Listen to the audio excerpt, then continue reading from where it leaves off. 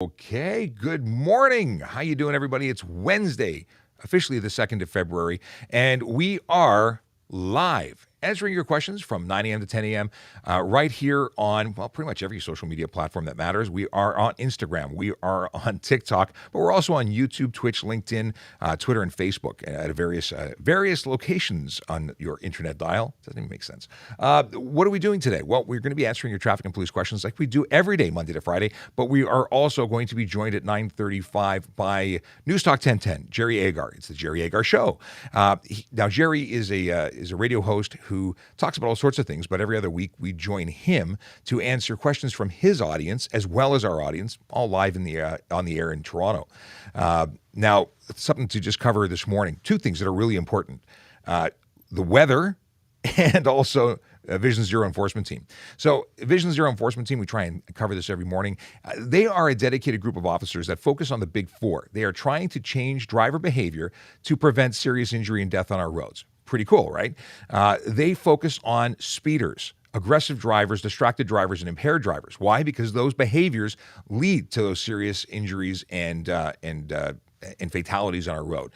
So this all comes back to Vision Zero. Vision Zero acknowledges that minor collisions are going to happen, but the serious ones that lead to death and serious injury, they're totally preventable and they're totally unacceptable. So that is what their mission is. They're out there doing it. There's about 18 and possibly more now. We're trying to expand the unit from what I understand.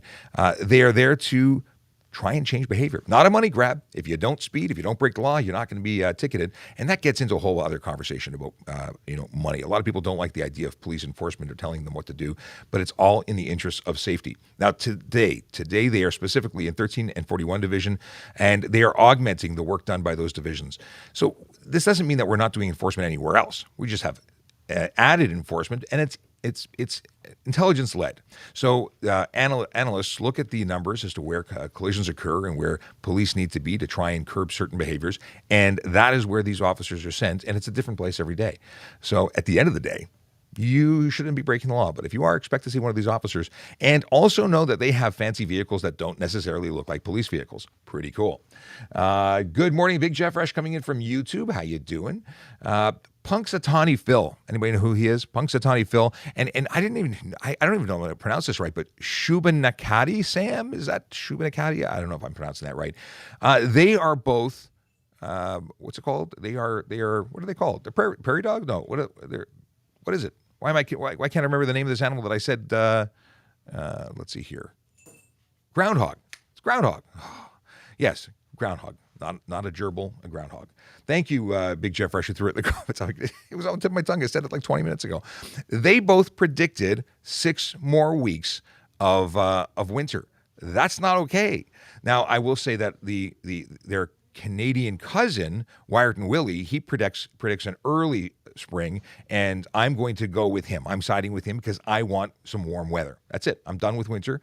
It wasn't even a harsh winter, but I'm finished with it anyway, and I hope that Wyerton is the one for the win. So I don't know if someone's taking bets on this, but I'm all about Wyerton Willie being right. And let's see here. Let's see.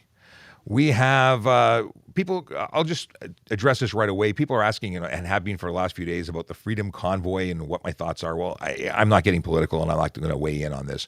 As far as I'm concerned, police are out there dealing with it, and if there's something illegal being done, they'll deal with it. And if there's nothing illegal being done, they'll deal with it that way too. And I'm talking about traffic and police questions, but I'm not going to address that beyond what I just did. Okay. The Big Evil wants to know how I relax after and decompress after my work week. I spend time with my family, and I have also started playing some games on Twitch with some of the viewers who spend time with us on the show. So you can get me at VoiceoverCop for that purpose. I'm also available on all social media platforms at VoiceoverCop because I do different stuff there and talk about tech and talk about other things, different than what I talk about during the show. So you're welcome to follow me there. I share a lot of information there. But we are also at Traffic Services on Twitter, which is one of the places you can find out daily where the Vision Zero enforcement officers are. And by the way, 630 people roughly in the room now on TikTok. If you missed the intro, my name is Sean Shapiro. I'm a police constable with the Toronto Police Service, and I go live on social media Monday to Friday from 9 a.m. to 10 a.m. answering your traffic and police questions. So if you got them, throw them in the Q&A section. That's how I get to see them. I got a question that is coming in here. Let's see here. From the Q&A. Music levels while driving, please. And a also question coming on Instagram asking about mufflers. So I can talk about both of those. And, two birds, one stone. So the deal is that music levels, well, if you're driving with music and I can hear it on the street, you are being unnecessarily noisy. And that could get you a ticket. It's the same thing as having, 1 second. I'm going to pause my answer while I just check in with News Talk. Determine it's someone either selling. Hey, Nick. Good morning, Sean. Good morning, everyone. Welcome. Welcome. How's it going? Things are well. How are things with you guys? Can't complain. Guys busy today? Yeah, we've got 600 people in the room right now, and it's just growing from there. We're ready when you are ready to go. If you want, do you want to leave us with no audio, or you want to give us a 30-second heads up? I'll give you some audio, but you can control it on your end. But I'll give you about a 60-second warning before we come on. Sounds good. All right, Thanks, we'll put you in the green room. then. Talk soon. Okay, so that was Nick. He is the man behind the man behind the mic. So and he has his own show, which is pretty awesome. We can talk about that later. Anyway, so music levels are and it's actually just not music. It's honking your horn unnecessarily. It's revving your engine, creating noise. That is the issue. So if you're creating noise with your vehicle, whether it be by your exhaust, your stereo, or your horn, you can get charged for unnecessary noise under the Highway Traffic Act. And that's the thing: $110, no demerit points. And when we talk about mufflers, because Malcolm on Instagram is asking, what classifies no muffler on a car? Well, a muffler is a physical thing that must be there. So if it's not there, that's no muffler. Now, if you're talking about unnecessary noise, which no muffler could cause, you could end up with 2 charges. You need to have your muffler. You need to have your resonator. You need to have a catalytic converter. All these things go into your emission system and are required hardware. Unless, of course, you have a classic that predates the laws requiring a vehicle to have it. So if you have a Model T, well, there's no muffler likely required, or if the muffler is there, I don't know. I'm not a Model T aficionado. Let's see here. Okay. Is it okay to only go 9 kilometers an hour over the speed limit?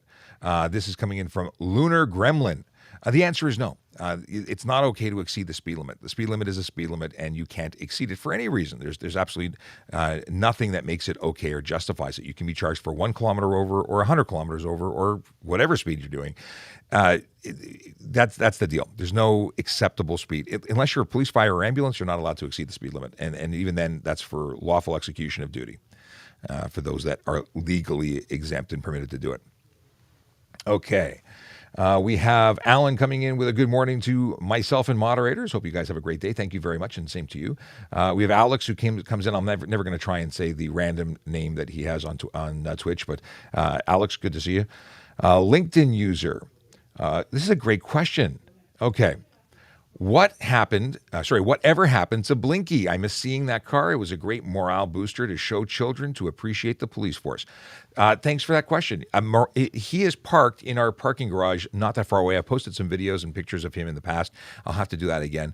I very much want to bring Blinky back, but Blinky is old and needs some work. But I think we need a new Blinky. I think Blinky 2.0 is got to happen, and I've got some plans, and we'll see. I got to see if I can make it happen, but I definitely want to. There's our gift shop, the museum gift shop, made some retro Blinky merchandise that if you check their website, you might be able to get it. I don't know if it's still there or gone, but check it out. There's some great stuff. But Blinky was awesome. I remember being a kid, meeting Blinky for the first time, and out behind the school, everyone sat on the ground, because we used to sit on the ground before. It wasn't gross. The ground was just the ground. Anyway, Blinky would come by, and it was a great interactive thing. So I grew up in Toronto. It was part of my childhood. Q says that Blinky looks eerie in person. I guess if you weren't introduced to Blinky when Blinky was, high tech. If you YouTube Blinky, there's some great video about the old school Blinky. I think what was it? Blog Toronto. They had a whole story they did on it with video and how Blinky came to be. Let's see here. Let me just holler to the folks who are having a conversation in the hallway. Blinky just reminds me of like that pulley telephone as a kid, but like oversized. Do you know what I mean? Yeah, well, actually, yeah, that telephone you drag behind you, a kid, and the eyes move. Yeah, it was. Some people think he's creepy, but he was cool. Let's see here. Christopher Brown's asking what my thoughts are about the big snowstorm we're about to get. You know what? It's a good conversation to have. A lot of folks were not ready and prepared for the snowstorm that we had not that long ago, and the city was effectively shut down because of it. I don't know if this snowstorm is going to be the same size, but obviously, you have to make your own decisions when it comes to determining how badly you need to leave the house. If it's inclement weather, if it's dangerous, if you check the news, make a plan, base your decisions on information that's provided, because that's a good thing to do. If you get out there, you end up getting stuck. Is it worth it? Is it worth risking it? If you don't have the appropriate equipment, you don't have snow tires, you don't have a snow brush, if you don't dress for the weather, if you don't have enough gas or windshield fluid, all these things that you need to take care of always. But when you know a big storm's coming, that's a hint. That's a hint you should really be paying attention to what's going on. Sgt Kulick just joined us. Good morning. Good morning. How you doing? I'm great, thank you. And welcome back, because you were off and about and doing things. So it's nice to have you back in the office. Q just sent a text saying good morning and happy Lunar New Year. Thank you. Okay. Happy New Year to everybody who's celebrating. Yeah, I made a very it was an attempt at saying it in Chinese yesterday. I tried it Mandarin and Cantonese, and I don't know which one was better, but it's a thing. That's good. Question coming in saying, what is the process to get into the auxiliary program? So auxiliary program is a very specific. It was very specific. It is like applying for any job because there's a screening process, an application process. I was in auxiliary for 12 years. It's a fantastic way to volunteer and experience your city in a different way. You get to try on for size the uniform, and the way that people interact with you is very different once you're on. So the application process, go onto the website www.torontopolice.on.ca/careers. There's a tab there with information about the auxiliary, as well as the ability to to apply for it. And I don't know if we're actively taking applications right now for it, because the program, due to the pandemic, is sort of being held back. We might be going back in this week because restrictions are being reduced, but check with them and find out what the next classes. I don't have specific information as to when they are or how their process begins for hiring again.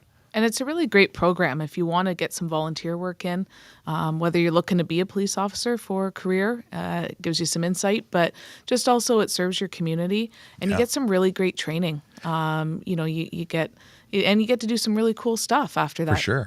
Parades, you get to help out, do canvassing. There's all kinds of different details, and you could end up anywhere in the city, right? At a division, a specialized unit, traffic services. You could. I started as a traffic services auxiliary, and I got to ride a Harley as an auxiliary. I got a very unique experience in it, although it did result in me becoming a paid member of the service in the end, because I had really confirmed that's what I wanted to do. Many people join and simply make a lifetime of volunteerism with no intention of ever becoming a paid police officer. And I can appreciate there's a lot of paperwork in being a cop, but you'd get far less paperwork as an auxiliary officer, and you still get to have many of the experiences and help people. It's very rewarding. I used to say that it was a very selfish thing that I used to do, being a volunteer, because I felt good every time I came out to help people. So while I was giving back, I really got a lot out of it. So totally endorse it. Anyone who wants to know about auxiliary stuff, feel free to reach out. You can DM me. I'll happily give you more information.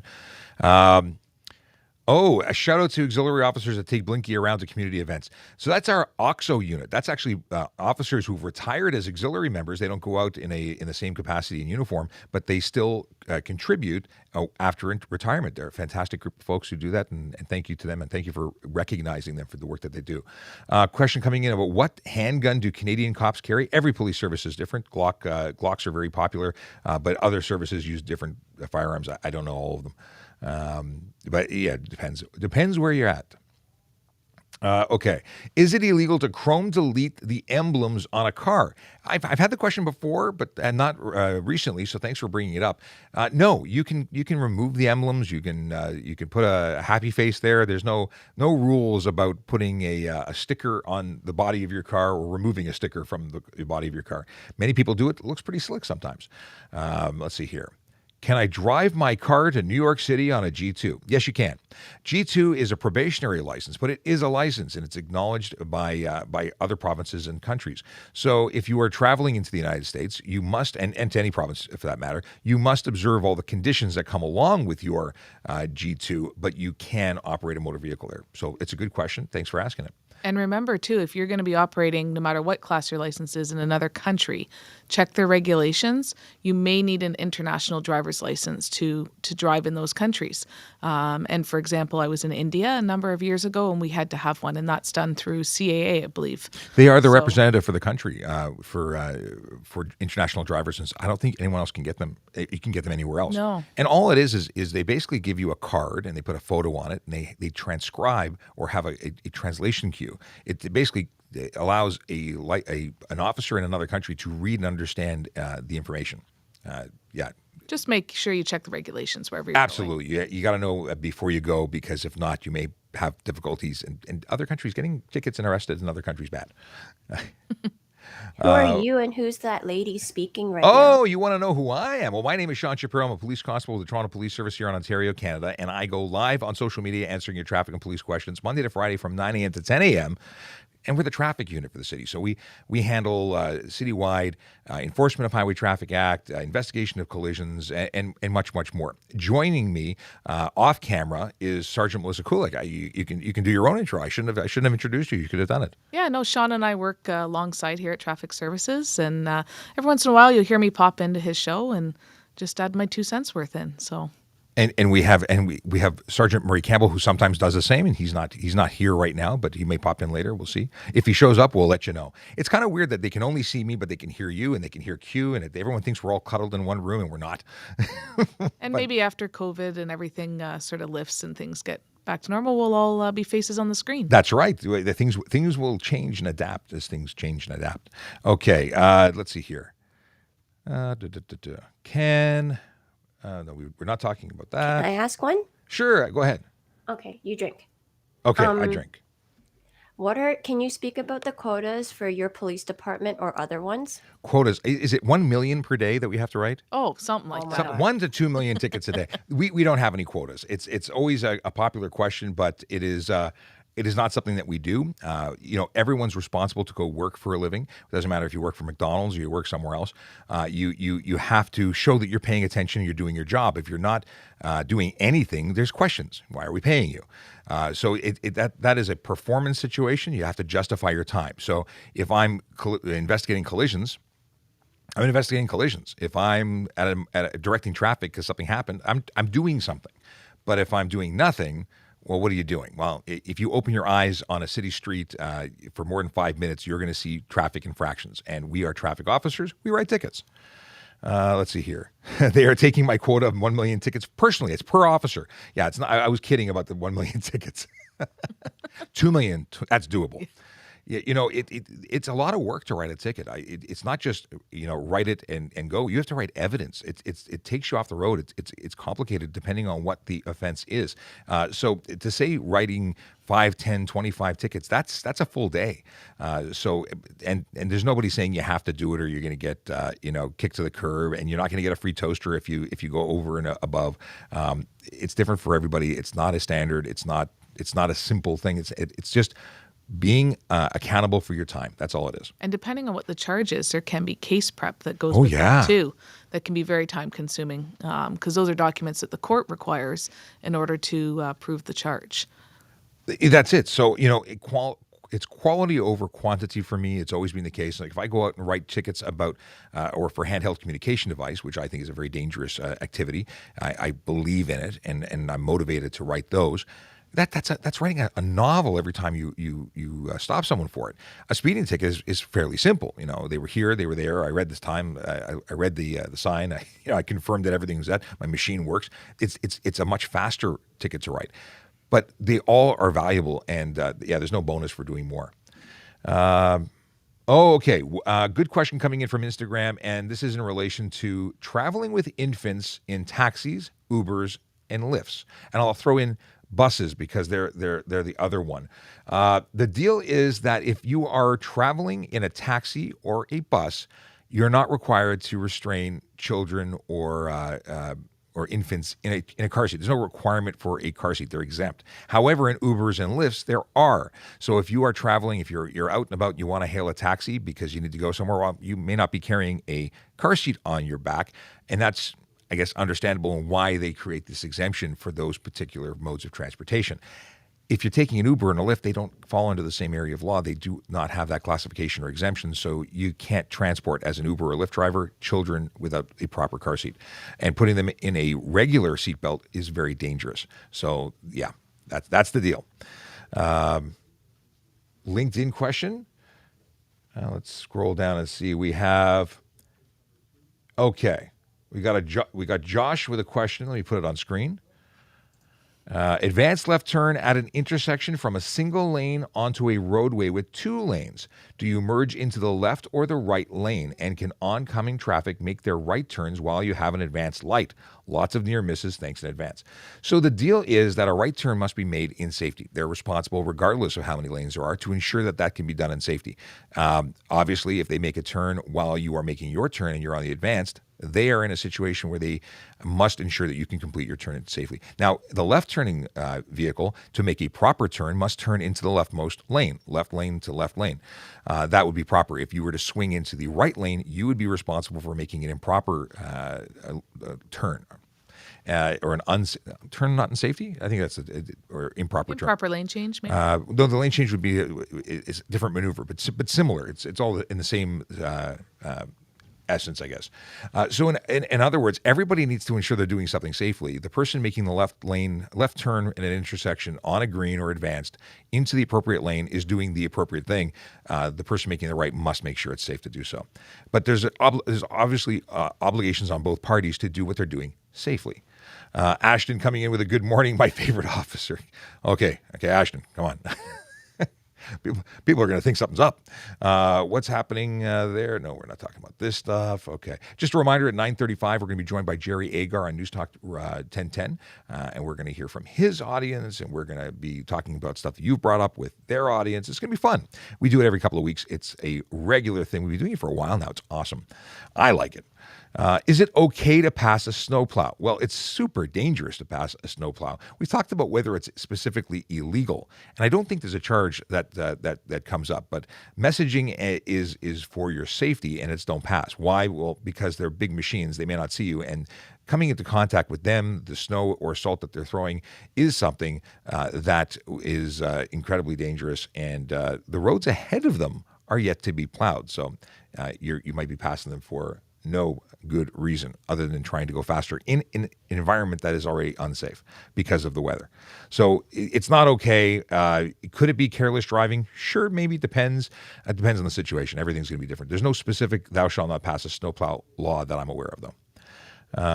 What is the RCMP application process like? I haven't the foggiest. I am not a member of the RCMP. That is our federal police service, and we don't, neither one of us work there.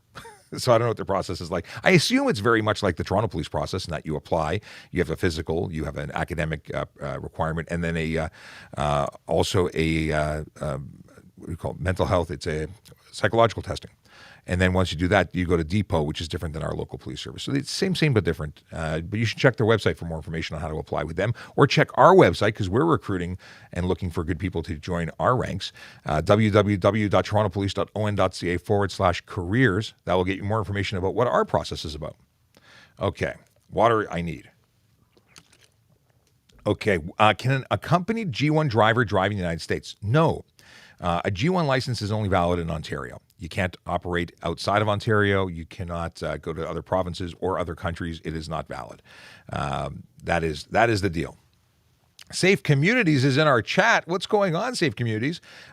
Safe Communities is in Brooks, Alberta. They're an RCMP detachment, and they are very active on social media. If you are in Alberta and want information specific to the laws there, you should be following their channel. So find them in the chat, and maybe you guys can shout out in the chat, and people can link and follow you because they are people who know stuff, and their stuff is different than our stuff. There's a lot of stuff that's the same. And for whoever was asking about the RCMP hiring process, maybe they would be a good resource for you. That you know what, Josh and Kendra, who are out there, know stuff about that stuff. I say stuff a lot. That's my new favorite word. I'm the guy that talks about stuff.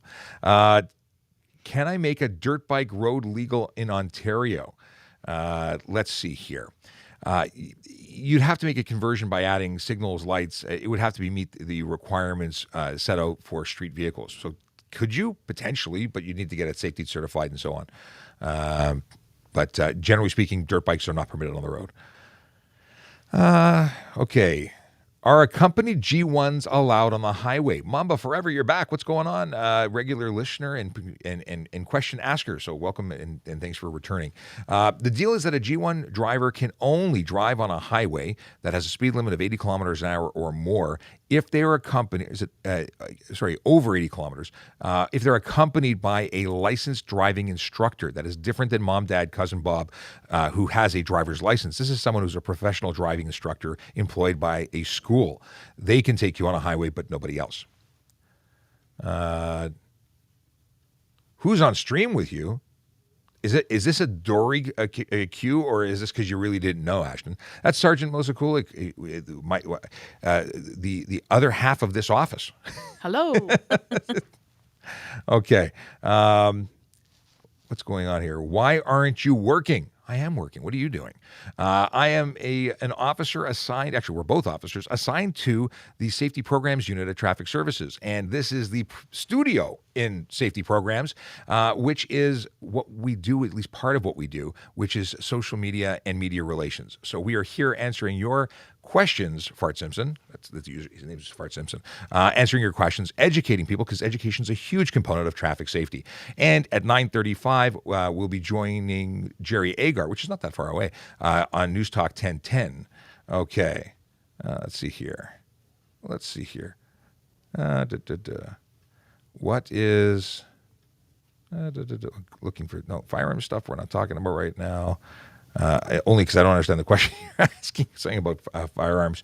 I do know about firearms, but I didn't get that question. So if you want to rephrase was it, you asking can ask. about the airsoft. Airsoft firearm. Well, airsoft. How to transport. Airsoft are a funny situation. So they're not illegal per se, but we've had situations where people have transported openly airsoft, which effectively are replicas. They look like real guns, and it's incredibly dangerous and illegal to walk around with something that represents a firearm. You are going to be arrested. You are going to be investigated, and possibly charged, because it creates such a panic in the community. We've had people with machine guns or things that look like machine guns walking through subway stations, and then they get an armed response, and it's not good. So yeah, transport them in a case, in a trunk of a car. Avoid bringing them anywhere else if they're not transporting by vehicle. There's all kinds of information if you Google, Ontario laws regarding carrying a firearm. The government has set regulations out there. So yeah, it's before just you do it, look it up. For sure. The only issue is airsoft is like a BB gun that looks like a gun that isn't a gun. And people think they're toys, and they think they can do things they can't. So make sure you find out what your local jurisdiction, how they want you to operate to be safe. How long do you have to write a long report? Until it gets done. If you look at our long-term stuff, we have folks that are reconstruction office. They build things. They take a year to do these reports. They're really huge, but it depends on the type of report you're talking about. Some things get knocked out very quickly. A traffic investigation can be done quickly, or it could be lengthy, right? And in terms of an officer that's responding, for example, break and enter. Well, you could have a report that's fairly simple. It's a rock through the window. That could be a 2-hour report, or you could have something where it's, $500,000 worth of stuff taken from someone's house, and fingerprints have to be lifted, and photos, and all kinds of stuff. And that can be a full day investigation. For sure. That will continue from there. So it really depends on what type of report and how much it entails. Yeah. There's no hard and fast rule. What about colored fog lights? Well, you're not allowed to project anything other than white or yellow. So if your color is anything other than white or yellow, that's not permitted. We have here just wishes that you should have a good day. That was just reading through as we go, because we're going to be joined very shortly. 5 minutes until we go on the air. What exhaust work is considered illegal? Well, removal of a muffler or a resonator would be an obvious one. You can't have straight pipes, and you cannot have you can't remove your catalytic converters. There's a bunch of things. You need to have a functioning muffler. If you even have a muffler that doesn't muffle, that would be illegal. Good morning. We have visitors. Okay. What's the best, worst thing that's happened on duty? There's so many things. That's a whole show on itself. But I don't think we have time for it right now, because those are usually stories and we go down the rabbit hole. But you know what? Maybe we'll do a show on that theme one day. Do I'm going police? to say goodbye to everybody for this morning. I'm going to go on to some other stuff for now. Okay. So Well, it was nice having you join have a us. great day and see you all again soon. Bye, Sounds Sergeant good. Kulick. Bye, Q. Okay. Is a motorcycle for e-motorcycle required? Fantastic question. So, and I'm glad you call it e-motorcycle because it is a very different designation. An electric motorcycle is a motorcycle, and yes, you do require a license, proper insurance, registration, license plate, etc. If you have an e-bike is a motor vehicle. However, if it conforms to the e-bike laws, there's an exemption. It makes it into a bicycle for the purposes of operating where it's legal. But it cannot exceed 32 kilometers an hour. As soon as it does, if it's being modified, it becomes a motorcycle and requires all of the license ownership and so on. So don't modify vehicles if they are e-bikes because you're in for a world of hurt. An insurance or a no insurance charge will carry a fine that ranges from $5,000 to $25,000 on conviction for the first time. So, yeah, but e-motorcycles are just that. They're motorcycles. Like Harley Davidson makes an electric motorcycle. Totally a motorcycle, requires everything. Okay. Are SRU just normal officers or a dedicated team? Do you mean, what is SRU? Because every place has a different acronym, and I don't know what your SRU you're saying. Are you saying school resource unit? Are you saying some kind of special team that jumps out of helicopters? Let me know what you mean, because I don't want to give you an answer that makes no sense. Search and rescue unit. Search and rescue. So we have a. This is assuming. Oh, so we have officers trained. Like when I was an auxiliary officer, I took basic search and rescue for search team to assist. But there are folks. We have a Marine unit. We have a public order unit. We have crew officers, and some people get training in that, and then for a basic training. That depends. There's no dedicated. Well, there's a small team I think that are search and rescue, and they coordinate everything. Oh, if you're. Well, yeah, I know. So if just Q saying, in case you were talking about SWAT, that's a whole different situation. And we're 90 seconds away. Thanks for the update. We're 90 seconds away from going on the radio. But yeah, so lots of stuff to talk about when it talks to ETF. Tactical teams, if you're talking about that, that's a special unit. People want to know where the fines go when you get fined. That goes to the provincial government.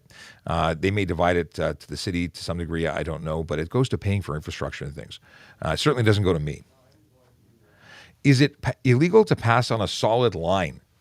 Unless there's a sign that says thou shalt not, it's not specifically illegal. The lines are there as a safety caution, but there's no law. So if you do decide to pass on a solid line, know that you're responsible for your actions, regardless if it is a single or double. Are sun strips legal on models for 2020, 2022? No, sun strips are not legal on any vehicle that is manufactured 2017 or newer. You can only put it in the older vehicles. Okay, we're going on, and we'll be joined in just a moment. We're 45 seconds away, so I'm going to stop answering questions until we are asked for one. So I'm going to queue up one for the next one. And Jerry Agar will be joining us in a second. And just as a note, so you have a couple of seconds, can we get a copy or see the HTA laws? Yes, you can. It's available for free. Search Highway Traffic Act Ontario on Google, and you can see everything. All right, everybody, stand by. Coming right up here with Jerry Agar. You'll hear Sounds some good. silence, and then Jerry will introduce you. Thanks. Have a good show, Sean.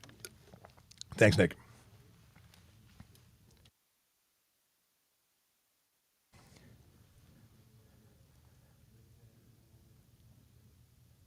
This is the Jerry Agar Show on the iHeartRadio Talk Network. Thanks for being along. Really quickly here, let you know that Ottawa Mayor Jim Watson is going to join Jim Richards today on The Rush at 5:20 to talk about the latest and what he plans to do next with the protest, etc. But now I am joined by the TikTok traffic cop, Sean Shapiro, who's on TikTok at Traffic Services on a regular basis and then joins us from time to time with traffic questions. Good morning. Good morning, Jerry. How you doing? I'm doing well. It's good to have you. Let's start with this question that somebody wrote in. How do I know if the officer who pulled me over for speeding is telling the truth without showing me the radar? Example, you were doing 88 in a 60. How would I know if he didn't show it? Well, I think if you're doing 88, you should know. But there could be a case, I guess, where somebody goes, I don't think I was speeding. Well, it's a great question. In Ontario, officers are not required to show you the reading on their laser, and the fact is, and for any measurement tool, because they could also have been pacing you. There's a number of ways to determine speed. Many officers do show it because they want to just make it easier, but it's not a requirement. And why would an officer provide false information? There's no benefit to it. We don't get a free toaster for writing you a ticket, so there's no motivation. At the same time, speeding occurs whether you're 1 kilometer over or more. So if you're speeding, the charge is speeding. The amount of speed that you're going over just goes to how many points and how many dollars you'd be responsible for in terms of a fine. If it's relatively close, if the speed limit is 60 and I'm going 62, I suppose technically I'm speeding. You're going to pull me over? I'm not me. And I'm sure there's somebody out there who would. But 62 is probably going to be one of those things where maybe it's downhill. Maybe there's an explanation. Maybe their speedometer is not accurate by a little bit. So very rarely will you see someone pull over for that kind of range. For me, you're at the 10 over. That's going to be more along where I'm going to stop you. Some officers may say they're looking for someone who's going 20 over because there's so many people going 10 over. Every officer's different. There's discretion, and they get to focus on the things that they want to. So people who choose to speed know that it's speeding at any speed over the limit, and you are eligible for that ticket. Whether you get it is a different story. All right, I was going to hold this question for the second segment, but since you touched on it, I'm going to ask it now. You said we don't get a toaster for writing you a ticket, but what about your quota? Well, there is no quota, although I hear about it all the time. It doesn't exist. If you work for any company, you work for McDonald's all the way up, there's an expectation that you are doing what you are paid to do. So if it's going and writing tickets, then that could be your assigned duty. You need to show that you were making good use of your time, not that you have to hit certain numbers. If I write a ticket that's a very complicated one, it ends up in an investigation, cell phones and insurance, I could be all day dealing with something, and that's okay because I'm justifying my time with what I'm doing. I don't have to hit a certain number before I can come home, or they're going to leave me out in the cold, or I have a risk of losing my job. There's nothing to motivate me or force me to write more or less.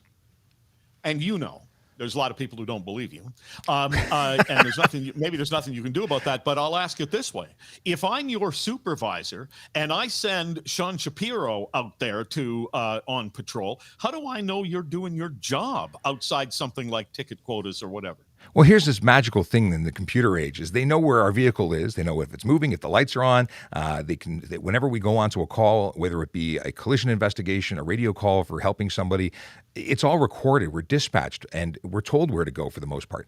If we are not assigned to something where there's no collisions, we're waiting for a call and we see something, we're probably going to pick that up because it's a way of keeping busy. We don't want to sit doing nothing. So we're observing and looking to keep the roads safe. It's what we're doing, especially as traffic officers. Question here by text, Sean, asking about turning right across a bike lane. What's the protocol there?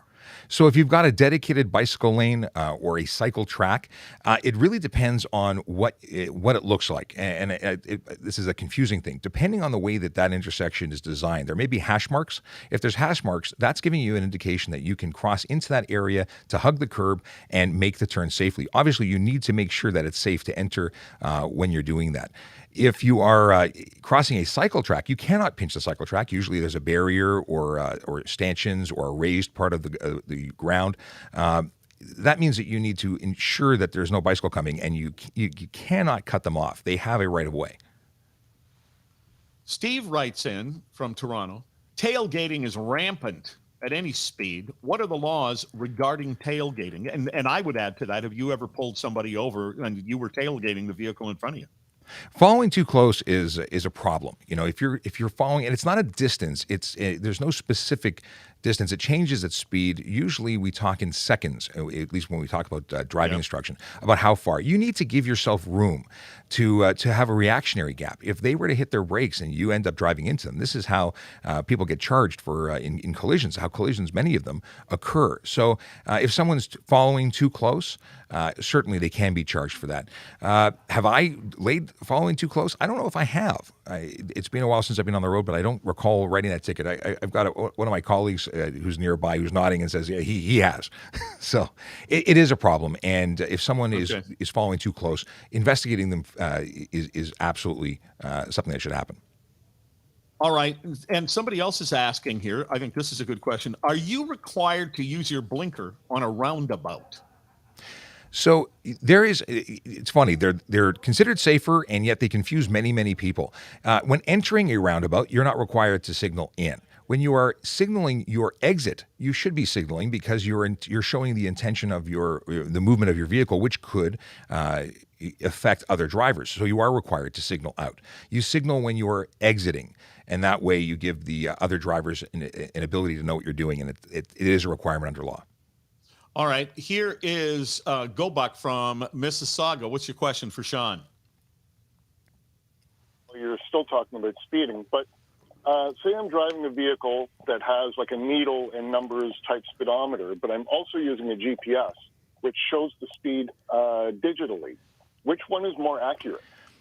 Well, the speedometers in your motor vehicle aren't necessarily perfect. You change your tire, there could be some changes, and although I'm going down a rabbit hole, they could be differently accurate along the way, but not significantly. Your GPS should be very accurate because it's about your actual movement. We measure your actual movement. So regardless of what your speedometer says, it's not as relevant. We are measuring the movement of your vehicle by measuring the vehicle itself, not your speedometer. So the GPS should be more accurate, but it could be an older model. It may not be accurate. It's hard to say. Okay, yeah, because I wasn't sure if the reading from like the satellite or whatever would, yeah, that technology is pretty accurate these days, I guess. Thanks for your call. Thank you. All right, here is Mike in Cambridge. What's your question, Mike? Yeah, hi. I'm a school bus driver, and now that school is more or less back to normal, I think it's increasingly relevant. I'd like you to remind the listeners what the consequences are for passing a stopped school bus with the red light flashing, because it happens to me on average about once a week, and it makes me crazy. Certainly, people who either don't understand or don't care the fact that school buses are stopping and vulnerable road users, our most vulnerable road users being children, are getting on and off or crossing the street. It is not an acceptable practice. If you see the red lights flashing and the school bus is stopped, regardless of that stop sign being out, you are required by law to stop. That's on an undivided highway in both directions. If it's a divided highway, and a highway being any street or road, it is. If it's divided, you only have to stop in one direction, which is you can't pass. Now, the charge is fail to stop for school bus signal lights meeting, and it's $490 and 6 demerit points if you do it. And so many people assume that it's okay to go. Well, it's not. And enforcement activities are definitely focused on protecting kids. Mike, thanks for the question. Keep the kids safe. What did you say? I say it should be more than 490. It can be up to 2,000. So and also, if you actually hit a child or something, that you face criminal liability as well, I believe. Careless driving, criminal negligence, all that kind of stuff. Certainly, the courts can do more than simply the face of the ticket, but that's the standard charge with the standard wording. Mike, thanks very much for your call. Thanks for all your calls. Sean's going to stay with us here. He's the TikTok traffic cop. 416-872-1010, 877-518-51. Just going to put them in the background for a second. We probably have 2 or 3 minutes before we go back and do some more. That was a lot of stuff going on. We have a lot of callers coming in. It's been busier and busier. I think their lights glow in their whole call board must go bananas when we get on the air, because they don't get what you get. You get us Monday to Friday, 9 a.m. to 10 a.m., and we just answer your questions all the time. They have to wait 2 weeks to hear from us. So, you're getting special treatment here on TikTok and on social media. Let's see here. Oh, here is... Okay, here. Oh, I hit the microphone. What am I touching? What happens if you go 10 over the speed limit and the officer says you were going 40? Doesn't show you the evidence and impounds your vehicle. I cannot see that happening. I can't. I want to answer your question, and I don't know how to answer it, because if saying that you were going another 30 kilometers over is likely Not going to happen. I appreciate this is a what if situation, but there's no motivation for us to do more work for no reason. I can't see it happening. I suppose this is where having a dash cam, if you're really concerned about allegations that were made like that, my dash cam has a GPS in it. It tells me how much it's going. It's recorded as evidence that I can bring as a defense. So if that was a sincere concern, have a dash cam with a GPS feature on it, and then you have something to use in your defense. Okay. Sean Chen coming in with a good day, a good day. I got it. There's no good. It's just good day. Good morning, Sean. How's it going? Let's see here. Can you arrest another officer? If they're doing something illegal that's arrestable, then we do that. That's what cops do. We arrest people for breaking the law. Is it possible? Is it going to happen? I don't know of any officers that I've never come into a situation where I've had to, but it does happen where officers get arrested. And I'm not speaking about locally or anywhere in particular, but it does happen. Do TPS parking enforcement officers have badges? They have hat badges. They don't carry wallet badges. I do not believe that they are issued a wallet badge. But hat badges, yes, it is. And actually, are they still doing that? Because now we've gone to baseball caps. I wonder if they're still getting hat badges for formal. It may have changed. I don't know. When I was a court officer, back then there were no wallet badges. There are now. But we had hat badges on our forge cap. And yeah, things have changed. It's now a baseball cap. Actually, I don't think they get I don't know. Do court officers still get a forge cap in court, or are they getting baseball caps in court? That can't be right. Forge cap in court. They also have a formal uniform. Oh yes, they do. And That's now true. They're all been designated as special constables. They get a wallet badge.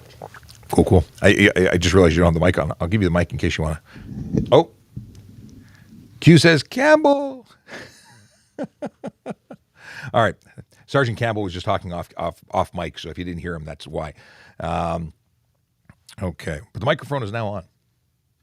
I'm just going to check in on the radio. Hello? Hello? I'll just leave the feed on, and they'll turn it back on when they come back.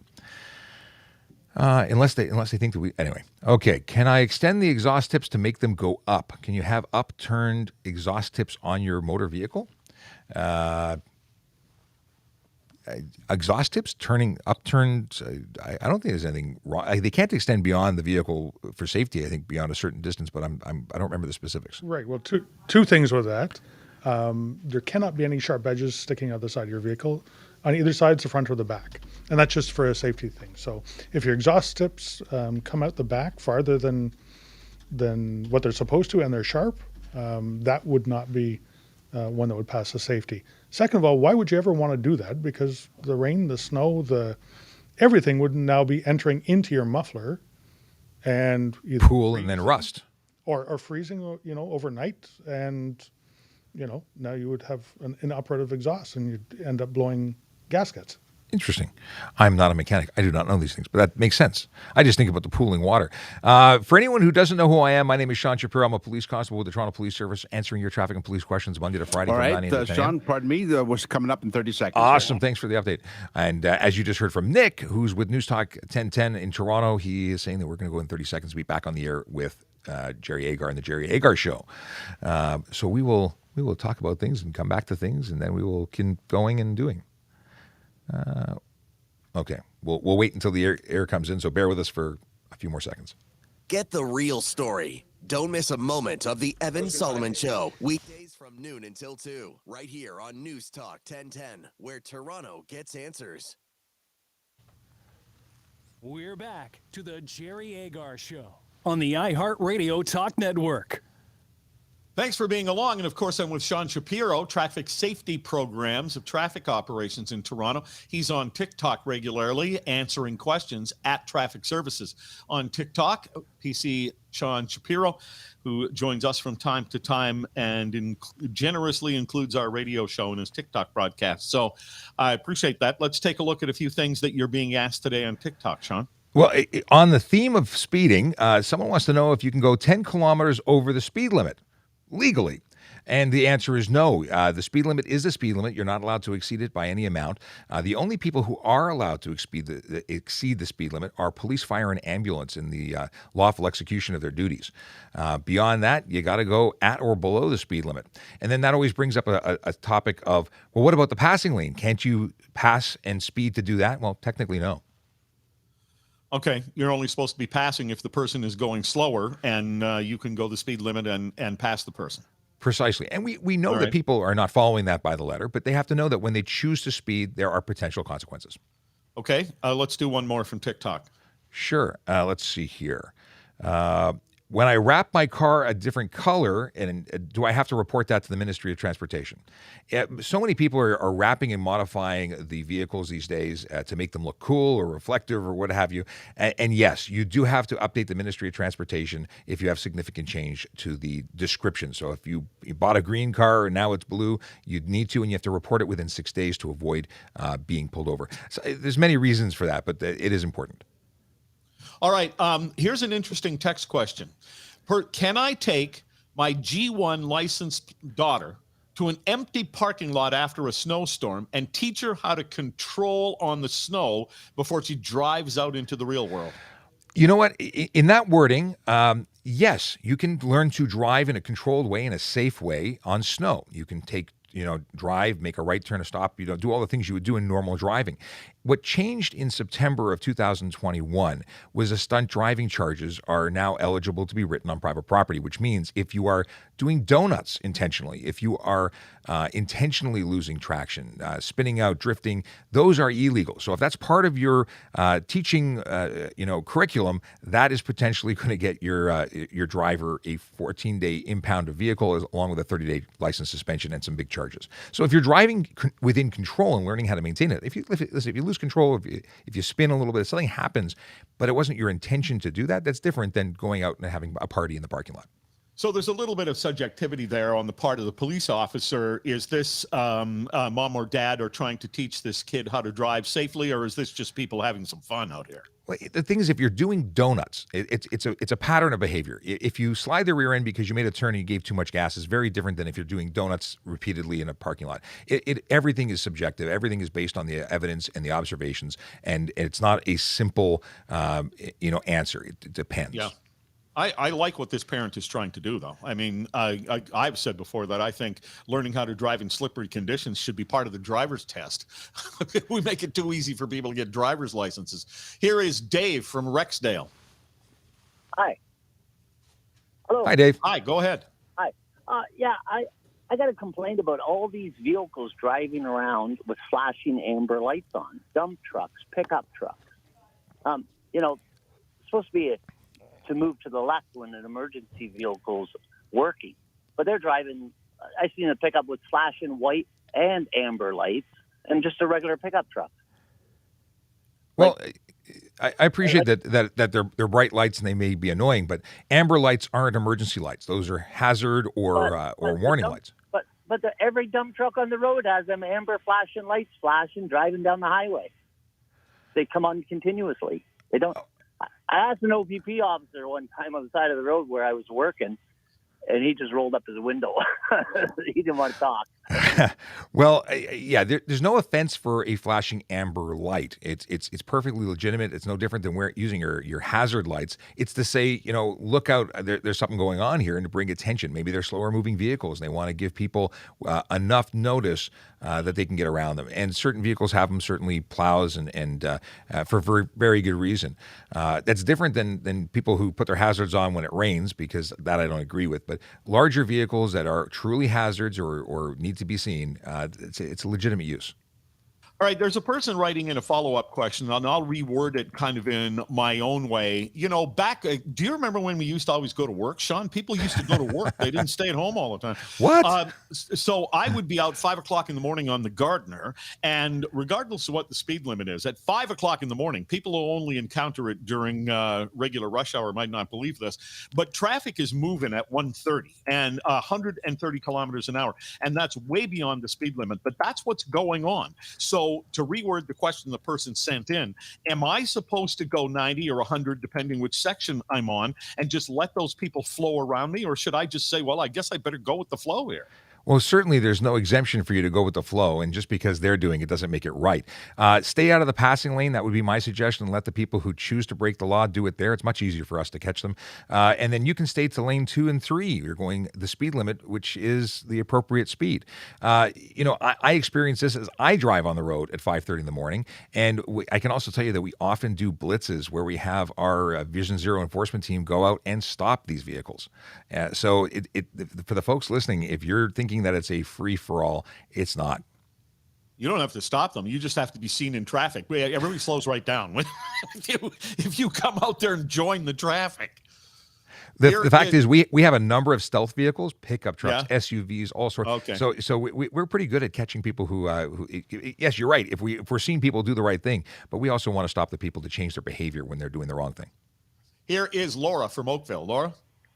Good morning, gentlemen. Can you please address the lack of law enforcement regarding tinted windows in vehicles? It's so dangerous, and it's important to catch the eye of the other driver, as well as, if you're walking along.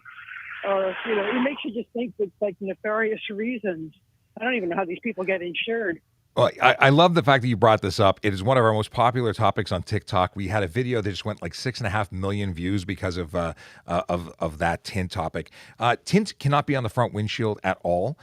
There's an exception for the top 3 inches on vehicles manufactured before 2017, but you can't have anything on the front windshield.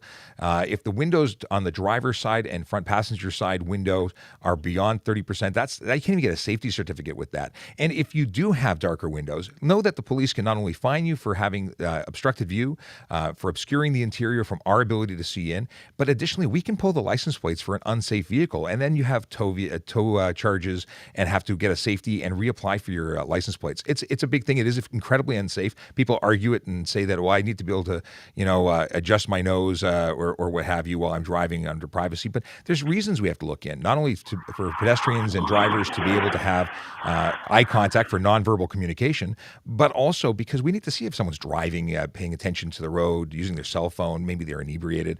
There's a lot of things we need to be able to see. So it goes beyond just looking cool. But it seems to me that there's a lack of law enforcement about it, because there's so many vehicles like that. It's certainly not our focus is the big 4. That's speeding, aggressive driving, distracted driving, and impaired operation. So those things take up the majority of our focus. But if we pull someone over and it's obvious, or we see someone that it's just, you can't see the driver at all, we do stop those vehicles. We do lay charges for tint on a regular basis. All right, he's on TikTok at Traffic Services on TikTok on a regular basis. It's always more questions than we can handle, so you can join him on TikTok, and he'll be back with us soon enough. He's Sean Shapiro, the TikTok traffic cop. Really appreciate it. Thanks very much. Always a pleasure. Take care. I'll talk to you soon. All right, bye-bye, TikTok listeners. Hey, if you just turned on the show and said, I missed the TikTok traffic cop, well, we podcast the entire show. That's awesome. I love when we get to connect with Jerry. It's always a good time. Thank you, everyone who's been watching. It's 10 o'clock, and I have to sign off today. Normally, I'd like to go for an extra 10 or 15 minutes, but unfortunately, I can't today. So back tomorrow, 9 a.m. to 10 a.m. Come join us. We won't have to share audio or time with Jerry's show, so we'll be able to focus on you longer. Again, always a pleasure. 9 a.m. to 10 a.m., Monday to Friday. Come join us on TikTok, on Instagram. We're also simulcasting on YouTube, Twitch, LinkedIn, Twitter, Facebook. Oh, and Twitch. We now have Traffic Services at Twitch, or at Traffic Services at Twitch. In any case, come follow us there. It is just another way to do it. Oh, socials. We have on Twitter. We're at Traffic Services, at Traffic Services Toronto on Instagram. We are on YouTube, Traffic Services Toronto Police. You can get me personally at VoiceoverCop on all of them. Come say hello, ask your questions and comments in the Q&A section. We can do video responses. We are a very busy place, but we want to help you out with your questions, and we will see you soon. Bye, TikTok.